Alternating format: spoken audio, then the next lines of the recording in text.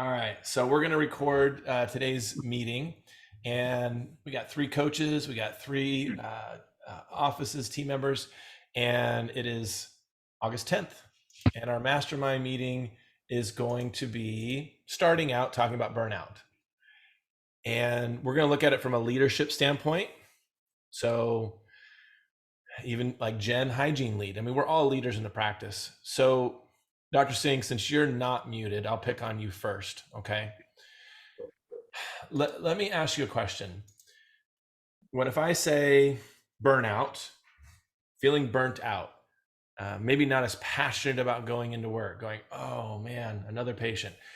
Do you yourself have any sense of that right now, whether it's easily distracted, not feeling motivated, feeling dragging into it? Any of that for you at all?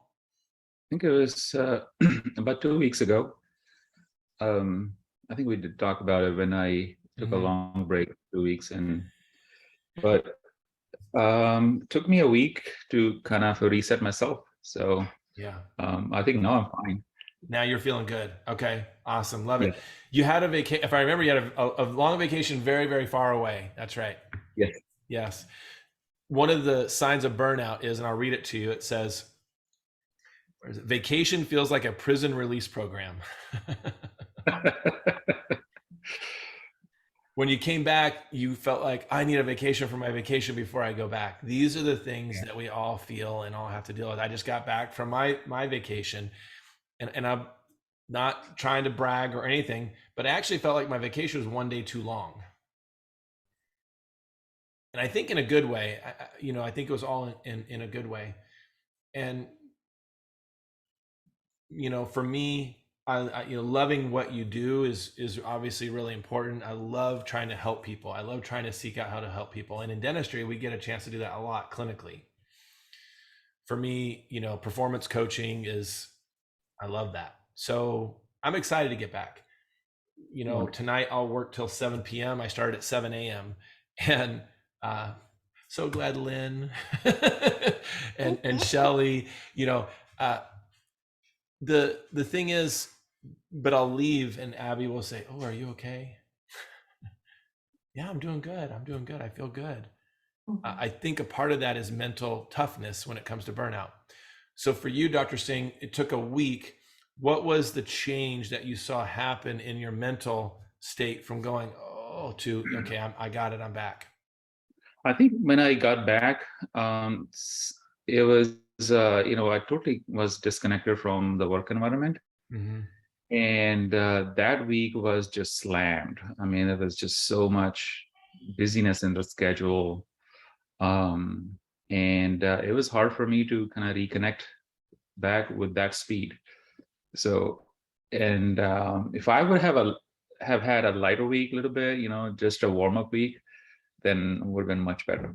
I have a question for you. Was your Monday, when you came back, was your Monday like open for you for emergencies for those 2 weeks to just see emergencies that day? Or was it already pre-scheduled? Then you had to deal with emergencies on top of that? Already pre-scheduled and had to deal with emergencies on top of that. Mm-hmm. I don't know, Shelly, from an office manager coach standpoint, do you guys pre-block that Monday for emergencies only and don't put anything in there yet? How do you guys deal with that?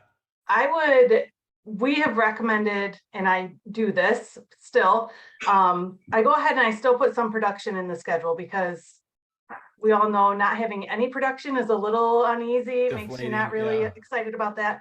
But definitely reserve some time knowing that when you come back, when the doctor comes back, you have emergency slots available. So you're not stacking them in on top of that. And then evaluate those emergencies by highest urgency. They get precedence. And love it. So maybe like 8 to 1 is production, 1 to 2 lunch, and then 2 to 5 is blocked for emergencies. You just deal with your emergencies at the end of the day. Yes, absolutely. Okay. All right. And then I'll do that for a couple of days, depending on how long the doctor is out. Then we recommend, okay, maybe we have some time on Monday. Those are our have to sees. And then we have a couple of sporadic extra times throughout the rest of that week. So it's not one whole day. Yeah. All dedicated to chaos. You've leveled out the bruising, spread it out. This is all in one spot. I get that. All right, that's good. Okay. The hemorrhaging. Yeah, Yes. the hemorrhaging. Yeah. Lynn, how about you guys? I know as a hygienist, it's different. Doctor comes back from your perspective. I don't know, share some insight into that. What do you see as helping coming back from vacation and getting back in the swing of things, not feeling burnt out? What helps from your perspective as a hygienist and a coach? Well, as a hygienist, from my perspective, I just recently retired, so I guess I'm a good person. There's no burnout there. Hence the coaching, right? The coaching. Yeah. So what I think helps a lot is that you have to have a balance of your time, just like Shelly's saying. You have to balance it out. And I think burnout comes from it's the time, your effort, and you're putting it in high stress situation. And if you can just have a balance to spread it out a little bit, I think that helps out. My doctor, he is a fitness aficionado, so I think that's how he manage the stress. In the afternoon, he leaves at 4:30. He's out to the gym, and so that's how he deflects. And I myself, I like to get into some mindfulness and just rest my mind and my body for just a little bit. I mean, that helps. Also, if you have a hobby variety, so you don't bring work at home. So, because now I know that I'm retired, I don't think about work the next day. Okay, what am I going to see tomorrow? Because I check my schedule the day before. I go like, okay, well, this is what I'm going to see tomorrow. But now I have that. I just have to, I take my time, and I think that helps to spread it out a little bit. Absolutely. So you keep rubbing in the retired word, see what happens, but we're gonna mute you if you keep. No, I was thinking the same thing, Eric. And she's not retired because she's coaching with me, so she's semi-retired is what we'll say. Right, actually going back to Alaska to do some clinical. Yeah, she's doing some coaching. Yeah, I love it. Yeah, on site. So let me just dive into deeper, because you're really sharing some. Hey, Gina, that's awesome. Gina's joining from Pennsylvania too. So burnout is a real thing. It's something we're dealing with, and you're seeing in the great reshuffling, the great resignation, employees going to different offices for more money, right? Yeah. We've seen this happen. They're switching, whatever it is. It's adding more stress to our team, and the good people who are staying it's piling on. And so being able to find someone is also a challenge. So here's some signs as leaders that I want you thinking about. Are you distracted at work easily? Do you have a knot in your stomach on Sunday night? Can't sleep Sunday night before you come in, and you're worried, right? I already said vacation feels like a release, a prison release program, right? Overreacting to little things in a big way. It's a little mistake, big reaction. That's typically a sign for it as well. Not catching yourself spending your free time dreaming about the practice. Oh, I want to, this is how I want to grow. This is where I want to take it. That you've lost that passion. Okay. Here, tardiness, running behind. These are all early stages. And then the second, this is all from from Coach Yanni, our leadership coach. And he's helping. This isn't a dental thing, by the way. It just happens to be that in dentistry, we know it exists right now. He's coming from Fortune 300 companies and bringing it to us. And he said, that's stage one. Stage two is it exacerbates, it gets more pronounced, more frequent, fatigue. Stage three, quality declines in what you're producing. And then stage four, forget about it, you lost it, it's failure. So we're trying to catch things early in stage one so that we can prevent them. From our leadership role, how do we care for ourselves? And Lynn's already talking about some of those ways, which is balance in your life. And Lynn, you hit it on the head. Hobbies, sports, recreation. Those things are important to make sure you have. If you have to schedule those things, she mentioned Dr. Morell, her doctor, making sure at 4:30 he's done, he's going to the gym. That is his R&R. That's what makes him relax. So for me, it's family time. Yeah, Dr. Singh, go for it. You mentioned distraction. Can you give me a couple examples, like being distracted at work? What is that? Yeah. So for a team, if you're identifying a team, I'm just like looking at my phone and I'm scrolling, or I'm just sitting dazed off looking at something. Oh, there's something to do. Like we should be doing something right now all the time. There's no twiddling the thumbs anymore. That used to be a regular thing in dentistry. It's not. For you, it might be daydreaming. You might be checking your emails for too long. You're on the internet, you're surfing, whatever that might be. Okay. Does that clarify? Okay. Yeah. Yeah. Yeah.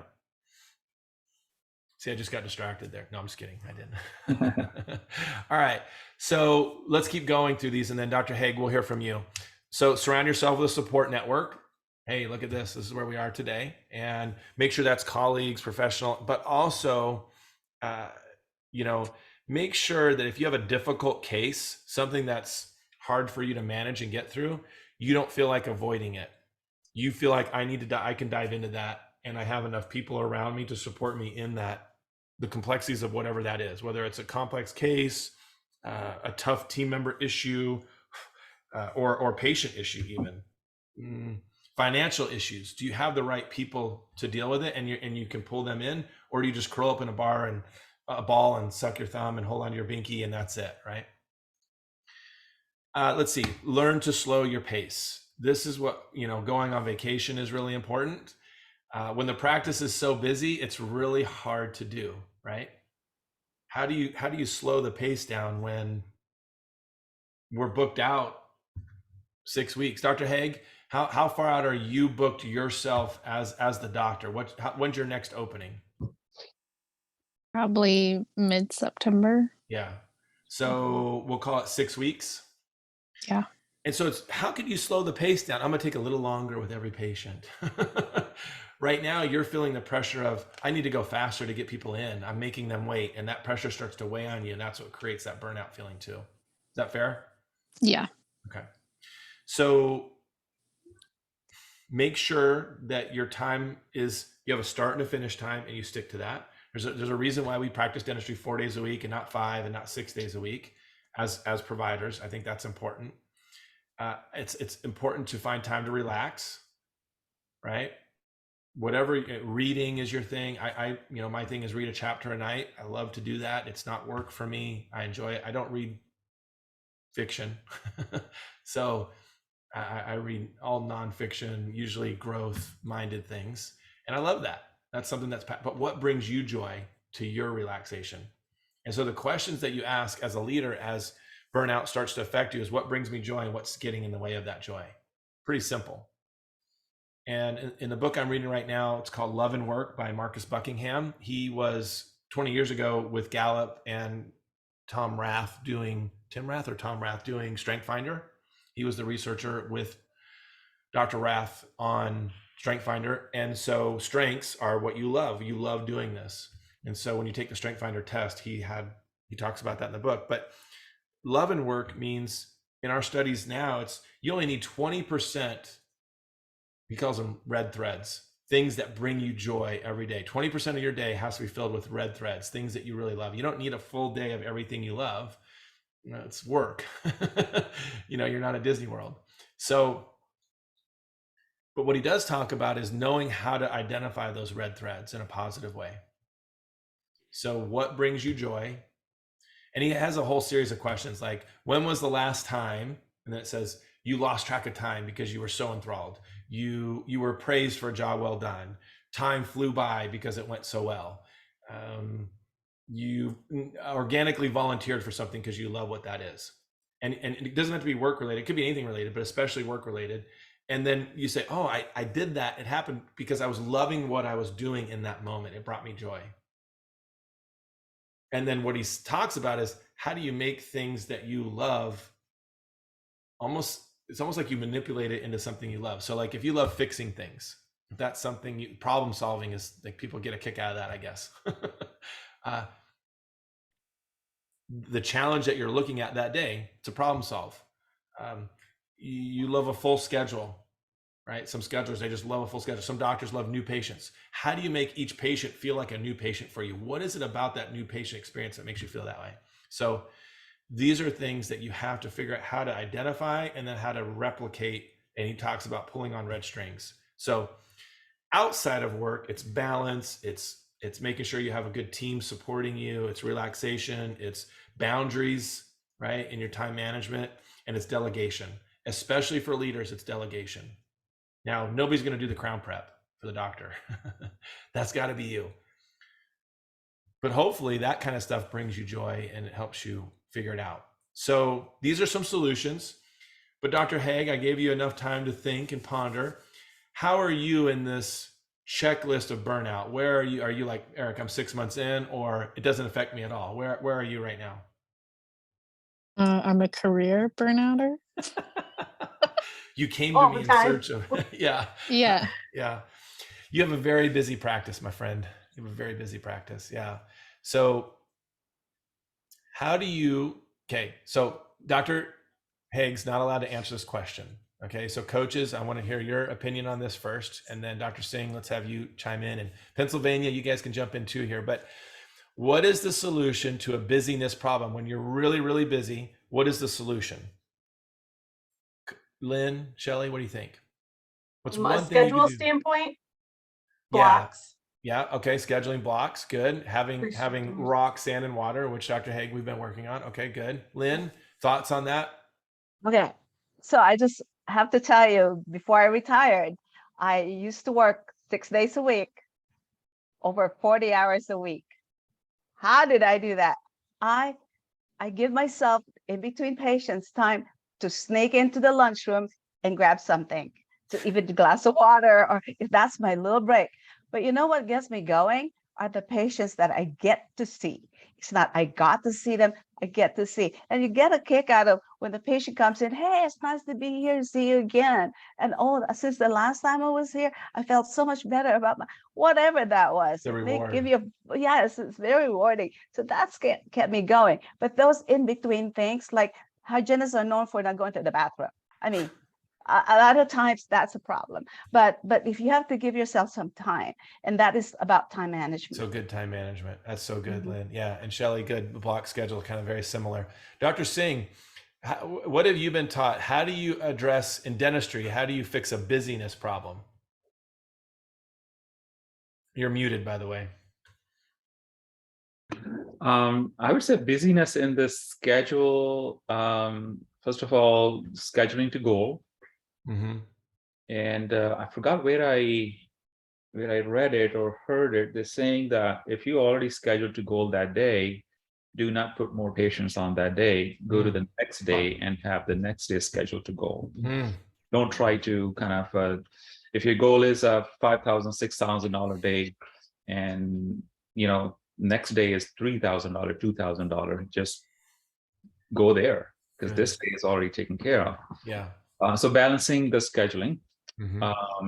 I would say delegating, and especially if you're single doctors, if you have reached that point where you can't handle all that by yourself, maybe hiring an associate to help you. Hey, look at that, Dr. Haig. What have we been working on, right? Yeah. We're hoping and praying that something turns out well for her in that. So, Dr. Haig, do you feel like busyness is the concern for you right now with burnout and being so busy? Yeah, I mean, yes, but I also think, I don't know. I think I'm one of those people that like, I don't mind clinical dentistry, but like, Yeah. it's not like a passion. Like, Mm-hmm. I take everything I've been working on it, very personally of like, if something, fails, I feel like it's something I did, even though it's, that person's chugging Mountain Dew or bruxing like a crazy person. So it just, that wears on me. And then just the being pulled in 1,000 different directions during the day. Yeah, I love the business aspect of dentistry, Yeah. which I think is opposite than most dentists. I think most dentists like clinical. I could not do another day at clinical and be happy. And run the business. So like I have a client Yeah. I work with, and we've got E45 here from Pennsylvania, and you can hear a lot of this kind of stuff is you don't have to be a dentist to run a business either. You don't have to do that. Here's a quote for you. I never met a busyness problem a fee increase couldn't fix. True. Okay. Now, you got to do that in a fair way in dentistry. We're in healthcare. We're not trying to manipulate the situation or anything, but that's why we look at, okay, should we be in network with these insurances? Should we be charging this amount or more? Those are things that are really important for us to process and say, if I'm booking out that far, I was working with a brand new client and their 6-month hygiene visits are 7 and 8 months out right now. and they've already got 3, 6, 10 days a week of hygiene already for one doctor. I'm like, we need to add 2 more days a week of hygiene. But we got to dig deeper into why are we so popular? Maybe there's something we're giving away too much, too easy, making it too easy for people to get to us. So Gina, I didn't give you a chance to jump in there, but you can unmute yourself, Gina, if you want, and talk about ways of helping with a busyness problem. I know you guys so Gina is in a location in Gen 2 where they have 8 locations, I believe. And hey, there she is. I should have played Bon Jovi right now. I should have went. Oh, six locations. Jen says 6 locations. Yeah. Yeah. So, and she says smart scheduling. So how do you guys do it? How do you have 6 locations and still make it work where you're not having a busyness problem? So one of our practices, which is like in the middle of nowhere, in Middleburg, Pennsylvania, we have about 7,000 patients, and we don't have enough dentists to support it right now, and we don't have enough space. Like, we've already expanded once, and of course we had some staffing issues, but so what we've done is kind of like changed our insurance participation. So, we're looking at maybe dropping some PARs with maybe Guardian is one. It's a low paying. And actually, we also changed a couple like little things with insurances. United Concordia is one of them, but you could actually drop partial participation. So you take a higher fee schedule, or you can participate not directly through United Concordia with another. I'm trying to think. I think it's called Sun Life. You can credential through Sun Life, and then you have a higher fee schedule. So we're looking at some different options that way, so we can still participate, but kind of wean out the. Yeah, totally get it. Yeah. So Dr. Haig, share with Gina. I think this is just confirmation that maybe we've been doing things the right way, because I think Dr. Singh said something about hire an associate. I'm not sure that, which that is obviously something that's on our plate too, but also remind me and share with everybody what we've been doing with insurance in your practice. Yeah, so I've been slowly dropping them. I dropped, what did I drop? I went to Delta Premier from Delta PPO. Yep. Dropped Cigna. I've dropped Principal, Standard, I don't know, a couple others. And then I just found there's like a Emeritus Plus, which is essentially like the Delta Premier, that you get 10% off of your fees rather than writing off 40%, which is awesome. And then we're going to work on MetLife next. There we go. I was hoping you were going to say MetLife. All right. I know that was our next. So what we did in her practice is we looked at patient population by insurance. And then we looked at what is their fees and what is that percentage write-off rate. And I think most of them were like 42% to 50% write-off rate, right? I mean, it's ridiculous. So by talking with the patients and showing them and getting, pick an insurance plan that you resigned from. Who did we resign from already? Guardian? No, not Guardian, but Cigna. Cigna. Okay. Yeah. What's the reimbursement rate been like with Cigna since you resigned from them compared to your UCR? You were giving away 42%. What's it like now? They're paying full. Yeah, they're paying 100%. They pay 100% of it when you're out of network. It's an amazing phenomenon that they try to hide from you, right? There's going to be 5 to 10% of the plans out there that are just crap, that are PPO only, that are going to pay low, but you lose 10% to get 90% paying 42% more. It fixes a busyness problem really quickly. And honestly, it helps you enjoy your life. You're like, you know what? I have no problem doing this job, knowing that I'm actually getting paid a fair amount to do this.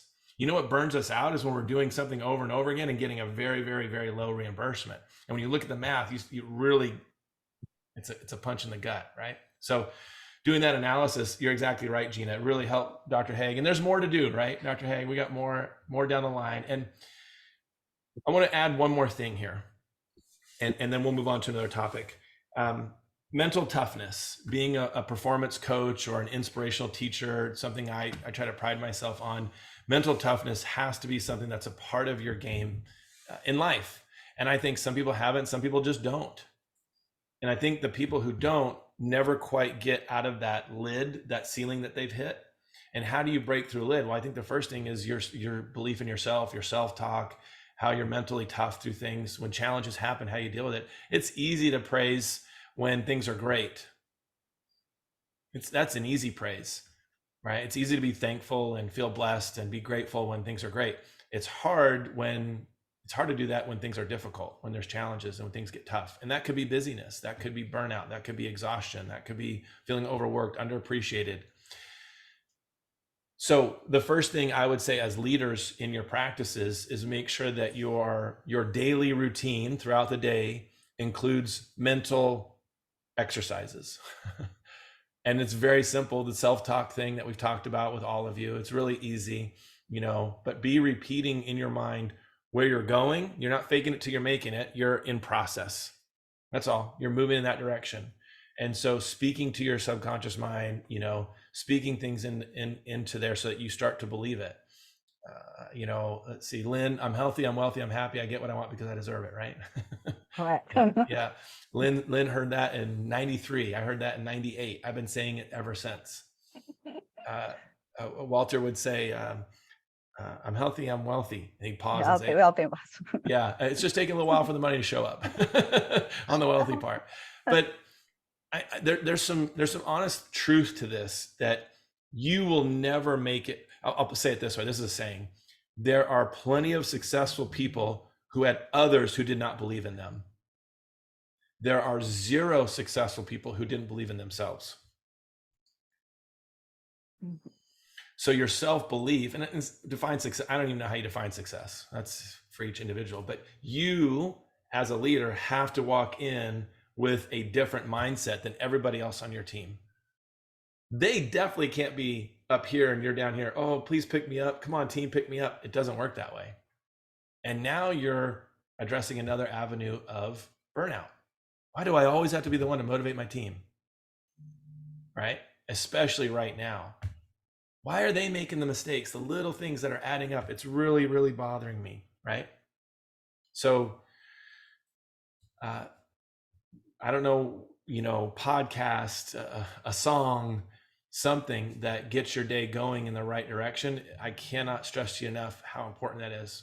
For me, for all of you that know me, prayer is important. I wake up and it's where I start, and there's stretching involved too. I think we have to get our minds right. We have to get our spirits right. We got to get our focus right. Otherwise your team's going to pick up on it and they're not in with you. If you're not leading in the direction right along with them, they're not going to be in, and then it's going to be worse for you. I don't think that you can motivate people. I think you can just lead by example enough and find out what motivates them. So, okay. I have a question, Ed. Yes, Dr. Singh. Going back to what Lynn mentioned earlier, that never bring work home. Yes. Things happen. We are all humans. Things happen, and we think about them. How can we lead them out the door when we enter the home? How is it possible? What techniques do you guys use to not bring your work home? To me, I do a lot of meditation. Just clear my mind when I get home. It's done, and I have a space in. I compartmentalize what I have at home and at work, because if we do that, if it's chaotic home, if you bring your work problems at home, then you're going to have 2 problems instead of 1. And I found that if I just keep myself still and still my mind, that helps me get into that mode that, I don't need to think about that, because it's going to muddle the peace and quiet I have at home. So just compartmentalizing. I'm not sure where people's mental situations at, but maybe some people have easier time to do that and some not, but it just take a little practice. Just a little bit of time. You can do even a 5-minute or less. Even when you're at work, you can just say, okay, I'm going to spend this 30 seconds in a quiet, and just like when you're holding a glass of water and then you're holding up there for a long time, you're going to get tired and you want to put it down. And so before you go home, but put that thing down and clear your mind. So that's Yeah. It's high. So good. I want to ask a clarifying question, Dr. Singh. What work are you bringing home? It could be any, business management issues, employee issues. So maybe it's something that's on your mind and weighing on you. Right. Got it. Then what Lynn said is perfect for that.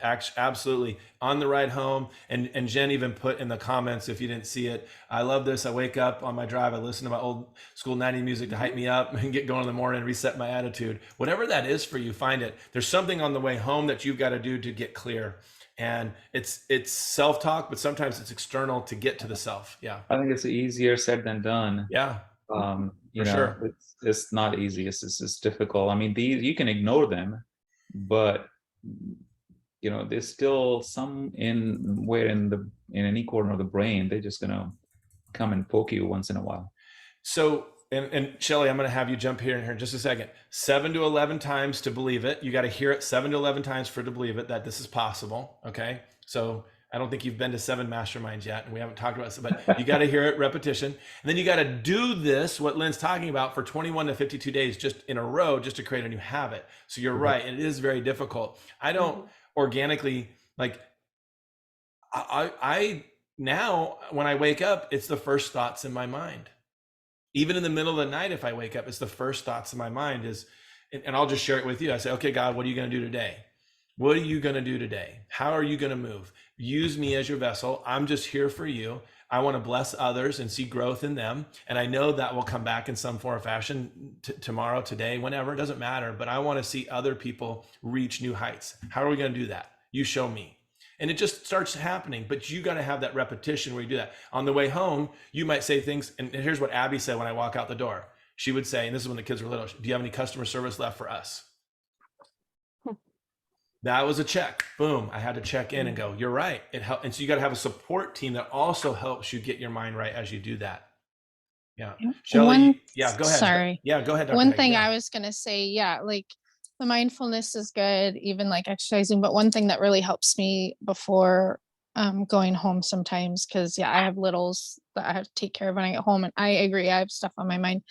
Sometimes like writing it down will get it out of my brain. That's great. Or like if I'm at home and I'm mulling over something and I'm like, have an idea, or I'm like, maybe this is something, like just getting it down on paper takes it out of it repeating in my brain, and then I can revisit that the next day at work. I don't know if that works for you or not, but journaling helps me a lot. It's beautiful. So Dr. Maltzby, who is a psychologist that Walter studied, Abby does Strength Finder coaching, and Michael Daphne is her lead on that. He's a performance coach for Major League Baseball players, all kinds of crazy stuff. He studies Maltzby, and exactly that thing, chunk your junk, write it down, write down the things that are bothering it. That list will be there later. You just got to put it on paper and set aside. That's really good, Dr. Haig. Thank you. Shelley, what were you going to say? What she just stole from me.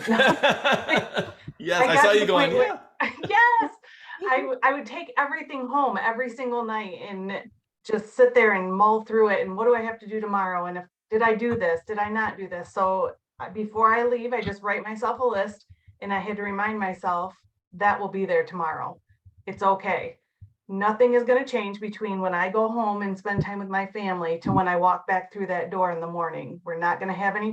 Hopefully we're not going to have any fires or anything crazy, and it's okay. It's all going to be there tomorrow. And just that reminder over and over, and then getting in that habit, like Eric was just saying, of getting used to that, it just greatly helps. And I would have a notebook in my purse, and if one of those thoughts came to my mind at home, I'd run over, write it down, stick it back in my purse, continue on my way. I know it's going to go with me to work in the morning, and I can deal with it then. So I use my note on my phone. I do the same exact thing as use my notes on my phone, and I can just pull in my pocket, put it in, and I'll come back to it later. Absolutely. I guess I'm old school with a pen and paper.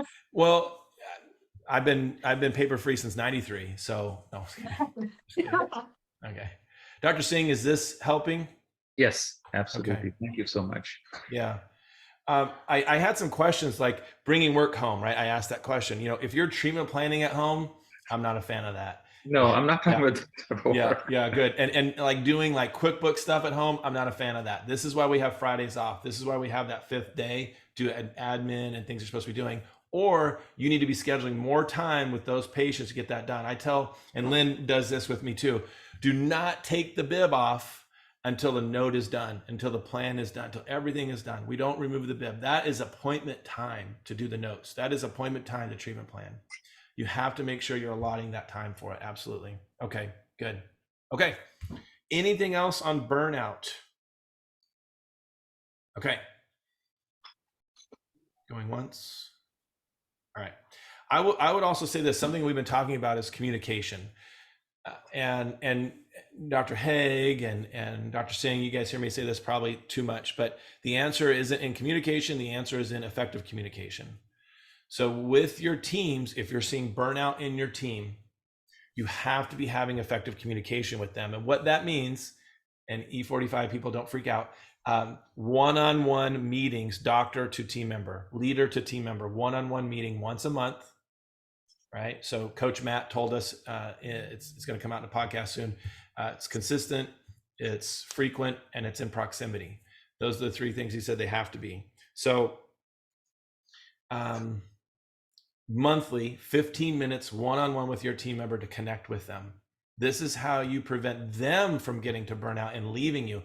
I don't know if any of you have seen this. You don't have to raise your hand. You don't have to, unless you want to. All of a sudden, you just get notice from this happy team member. They're just gone. Yeah, I got an offer. Wait, what? What do you mean you got an offer somewhere else? What are you talking about? And they just left. Could have been, hygienist going to do hygiene somewhere else. Could have been hygienist going to sell earrings. I had that happen with a client. They just went and sold earrings on Etsy. I couldn't believe it. The reason it was such a shock to those dentists that's happening is because we're not in communication with our team. And all of us in a room, people aren't transparent. They don't let you in. You got to have one-on-one time with them. Well, when am I going to do that?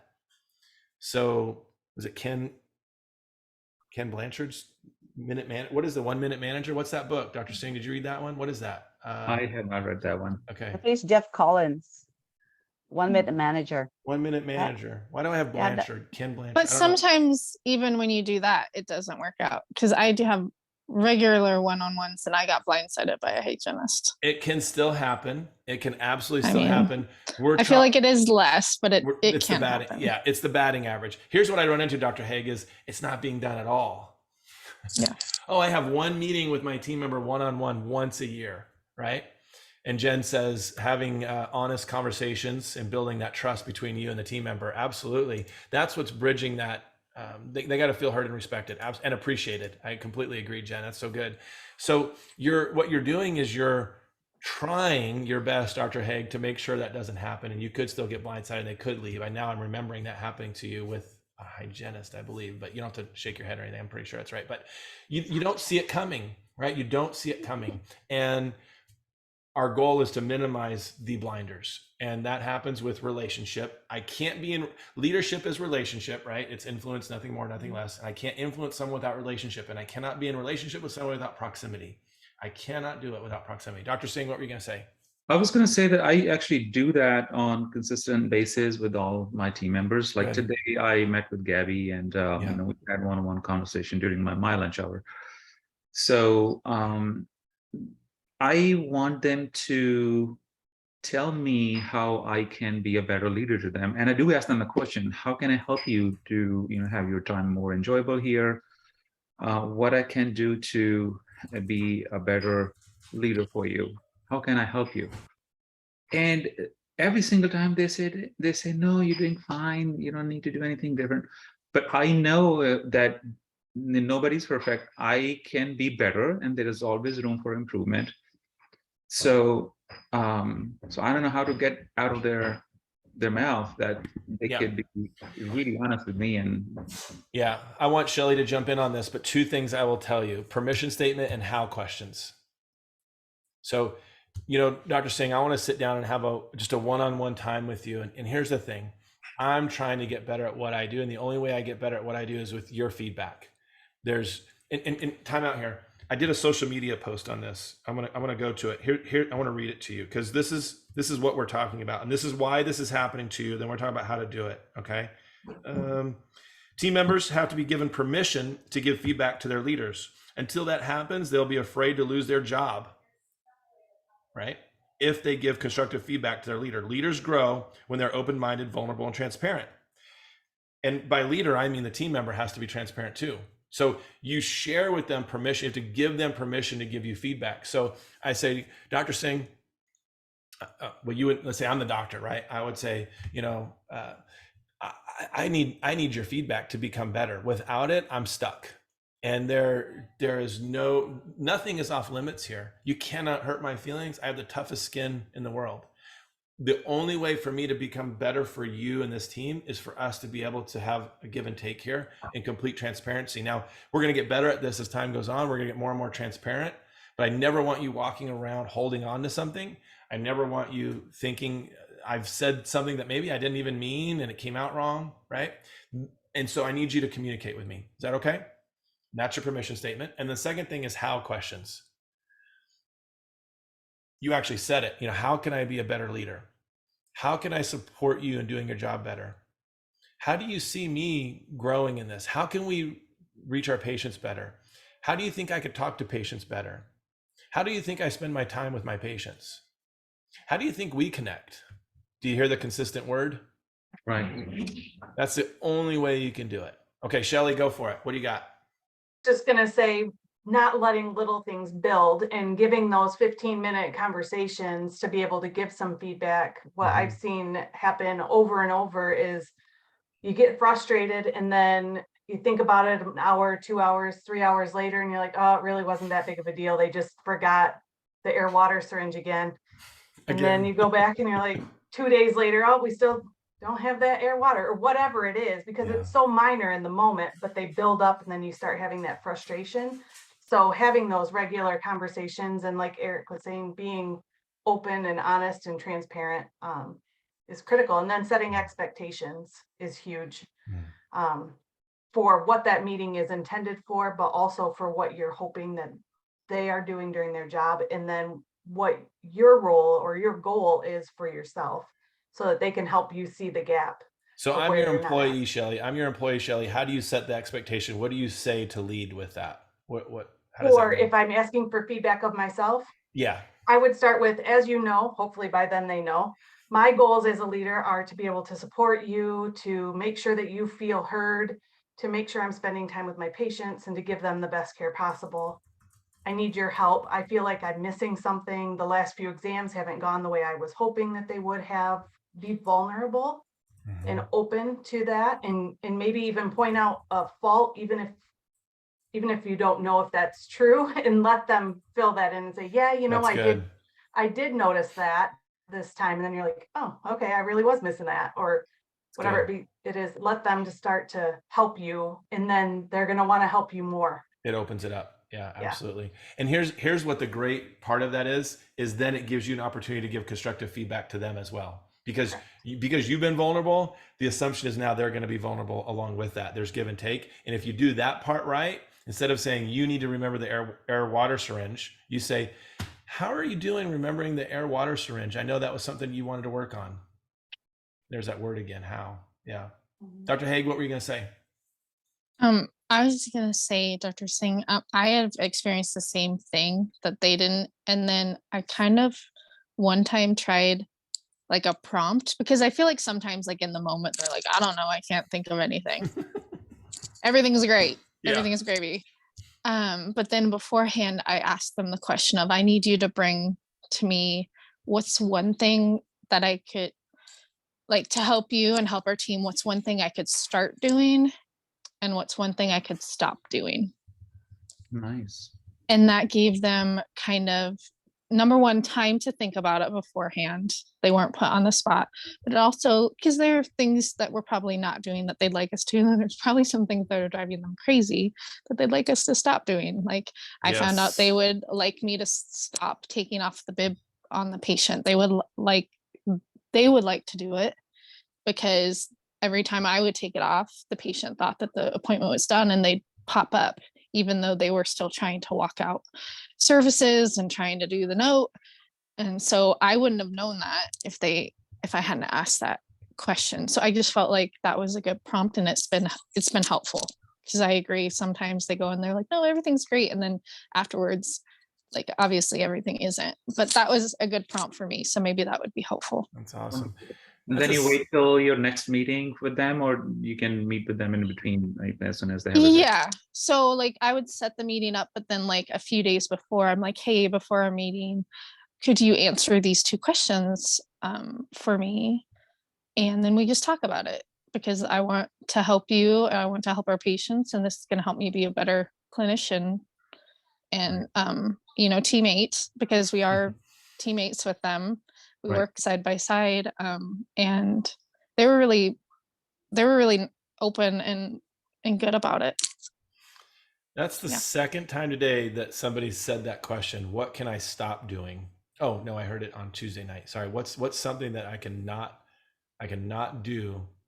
I can stop doing that doesn't work for you. It's kind of weird because it's like a negative thing, right? What would help you if I stop doing something? What is that? That's the second time I heard that in 2 days. That's good. I like it.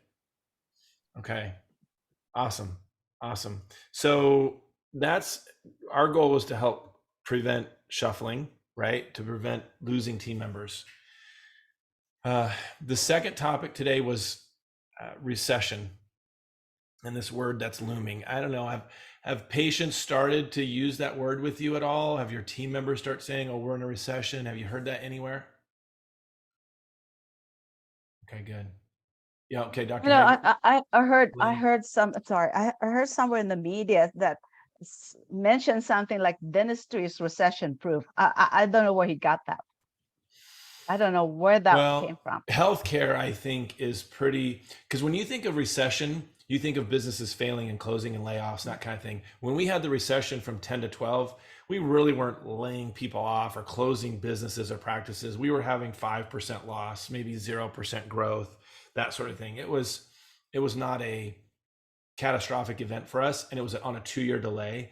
So I wouldn't say it's recession proof. I would just say it's recession resistant. So Dr. Haig, you were nodding your head. Who is it? Team members saying we're in a recession? Is it patients? It was mainly my office manager talking about it, and then just I've heard it on different groups or podcasts and stuff. Yeah. Does anybody know? I don't watch the news, so you guys got to tell me. Has it officially been announced that we're in a recession? I haven't seen anybody share anything. Yeah. Okay. So what's funny is 2 quarters of decrease in GDP by definition is recession, which we've had. So I'm wondering, I have my monthly fireside chat with Michael Goldberg, Dr. Mike, next week. So I'll have to ask him on that, and we'll put it on YouTube and see. But here's what I want us to recognize. Again, mental toughness. I think that plays a huge role first in being sucked into the recession talk. I don't think, if we're not having decline, I'm very happy. If we're maintaining or even a slight growth, or maybe 5% down, I think that is phenomenal in tough times. So how do we recession proof our practice? We do all the little things. All the little things make a big difference. Hygiene becomes such a important part of your practice. Lynn's here, our hygiene coach, Lynn. Hygiene becomes such an important part of your practice, whether it's your perio percentage and frequency of visits. I think that's huge. Are you at that 35% number of perio? Are you charging for all the things that you ought to be charging for? And your patients are used to that, and your insurances are covering it, like 6 x-rays instead of 4 bite wings, and fluoride at a fee that everybody does it. Not a $50 fluoride fee. That's ridiculous. But a fluoride fee that everybody does it. Or I think it already say irrigation. Like, those are the types of things, Lynn, right? Is there anything I'm missing in hygiene that we got to be doing? Laser. Some people use laser instead of irrigation. Yeah, that's true. Gina, you unmuted yourself. Were you going to say something? Oh, no, I just unmuted myself. Okay. We are doing all those now since April. So Yep. so it's been working really, really well. And Jen, who's on this meeting also, she is one of our hygiene leads, and she is a coach. And so she goes to practices and coaches the hygienist, which she's been doing great. And she just mentioned on there Arrestin, which is another great one. That's awesome. Jen, if you don't mind typing out what how you guys bill it by tooth or what you guys do and what your fee is, then I'll share it with the group here since you're muted. I could tell you. Oh, go for it, Gina. Yeah. She's actually laying in bed with her daughter, Yeah, and she has her earbuds on, so she Don't wake can't her really up. talk. Don't wake her up. So we charge $50 a site, Mhm. and that's how we bill it. We don't bill it to insurance. It's Yeah, $50 a site. Cash paid. And it's Yes. when it's a site, is that a whole tooth? Is that just No. a lingual? Surface. Yeah, Mhm. right. Good. Surface. Good. Love it. Per site, Jen says, yeah. And Lynn's nodding her head too. All right. We got the hygiene covered. So retention. Every patient leaves with an appointment. They've got to have their next hygiene visit. And you do that by stressing the importance, the reason for return when they're in the chair. The practices that struggled in the recession were the spa boutique practices that focused on, I'm just doing veneers, I'm just doing cosmetic elective services. Those are the ones that had to completely change, and they kind of freaked out and didn't do things maybe the right way. We thought, oh, create $1 million practice on doing cosmetic dentistry, what was it, extreme makeovers, things like this. When really what we found out was, yeah, you can do those things within your practice, but you need a bread and butter practice, a comprehensive practice to get there. So, okay. Dr. Singh, things that you do for recession proofing your practice. Maybe it's things you say, maybe it's systems that your team has to follow. Maybe it's a treatment plan you make sure you weren't doing before, but now you do it now. I don't think we are doing anything different. And recession, we never paid attention to that thing. So mental toughness, right? Yeah. Good. I mean, I believe as long as we are treating our customers well and building relationships with them, we're going to be fine. I agree. And probably nobody here in this room. Yeah, nobody here in this room needs to worry about this, but I'll do a procedure code report for like 12 months with a practice. And I'm actually looking for a few things. How much fluoride do we do versus prophies? If it's like 8%, I know I got a problem. But I also look for how many occlusal resins do we do? How many DOs, MOs do we do? How many two surface composites do we do? And I should see, pretty even number there. And then when I get to the MOD number, I should see a drastic reduction. And then when I see MODL, right, 4 or more surface composite, it should be even lower and lower, like 0.